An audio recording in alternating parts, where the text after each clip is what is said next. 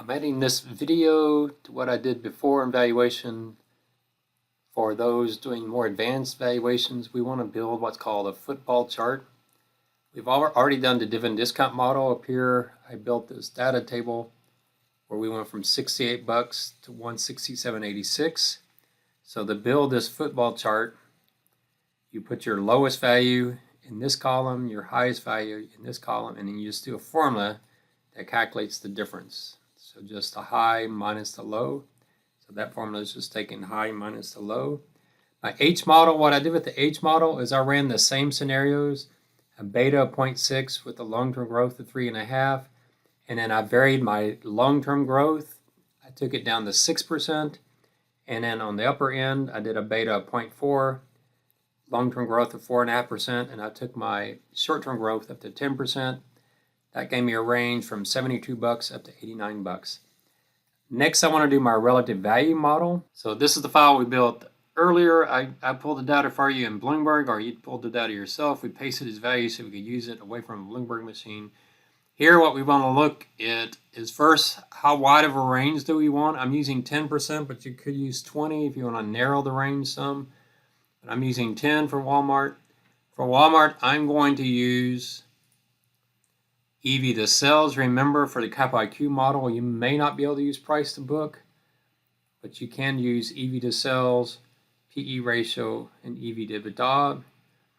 And then I'm going to compare Walmart to its industry. And that gives me the ranges that it's had for the 90th percentile.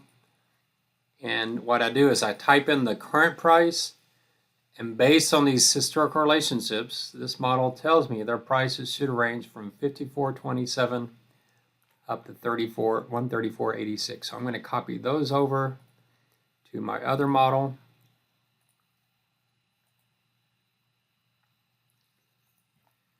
So 54.26.7 and 134. We can change the format there. So the only thing I need is my free cash flow model. Hopefully you've built this. So here, remember, in the free cash flow model, you have 5 places to adjust. My risk-free rate is 4.2%. My expected return on stocks is, I can't remember from my previous model, so I'll go back and look that up. If I go up to the top of this model that we built,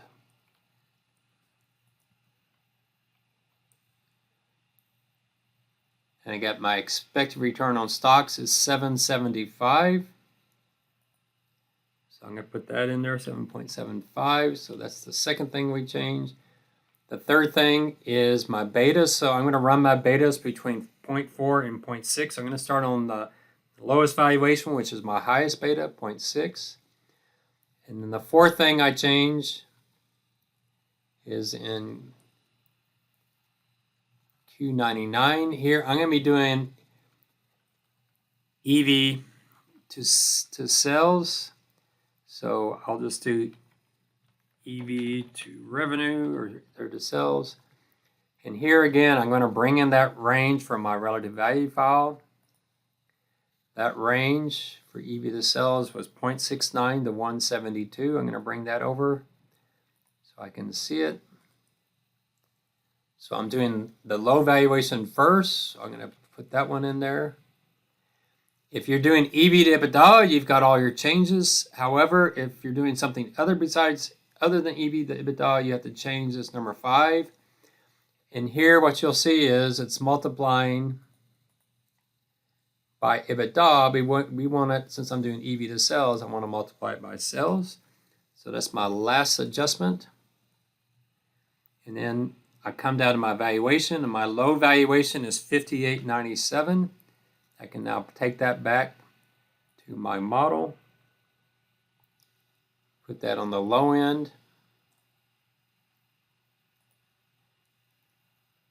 and then I'll do the high end. So on the high end, go back up. I'm not going to change my risk-free rate. I'm not going to change my market return. I am going to change my beta. Instead of 0.6, I'm going to use 0.4. That's number 3. Number 4, I'm going to change that to the high end for me. And then number 5 doesn't need to change when I've already updated that. And so my high valuation now is 147.57.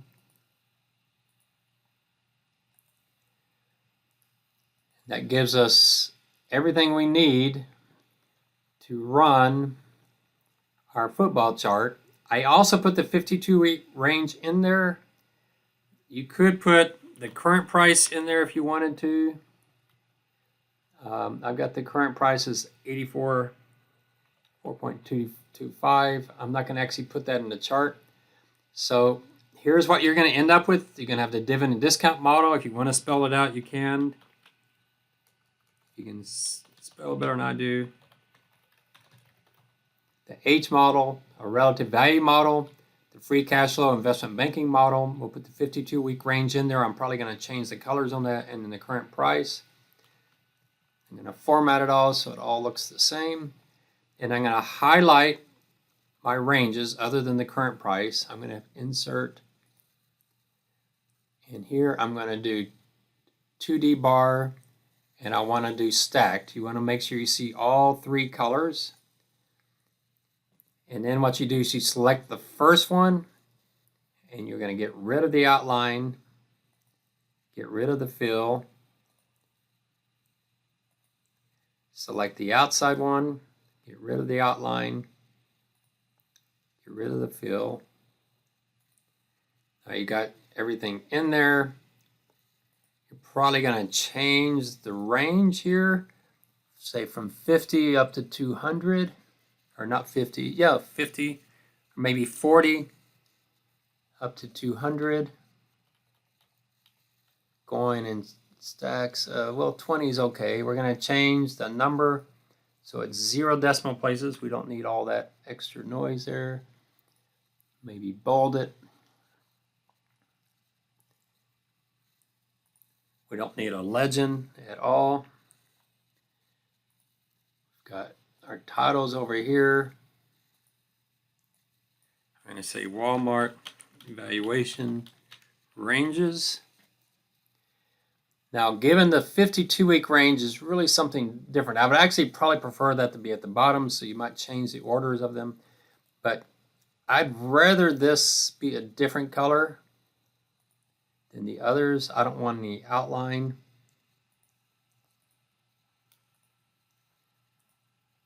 So that gives me the 52 range. But these are my valuations. And then what do we do at the current price? It's $84.25. So you might try to insert a shape and a line and try to get it right at 84.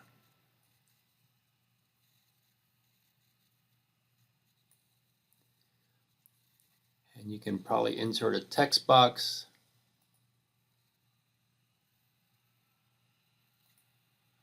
Just say current price 84, whatever I just said. Sorry, I got my cap locks on. Current price 84, and I don't remember what it was, 84.25.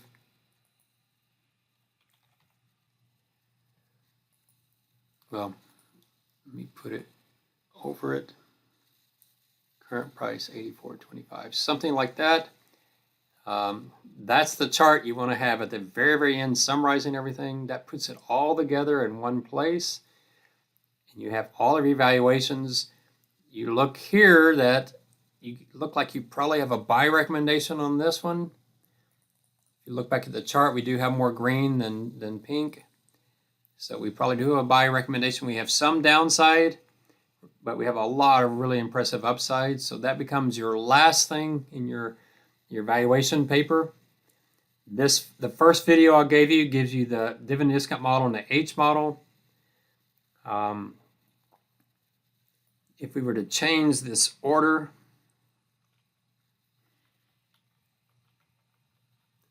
let's see what that looks like if we do that, if it messes it up at all. So data, sort,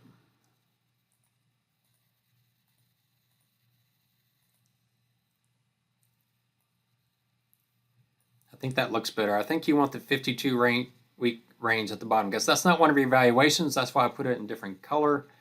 So dividend discount model, H model, relative value model, free cash flow model.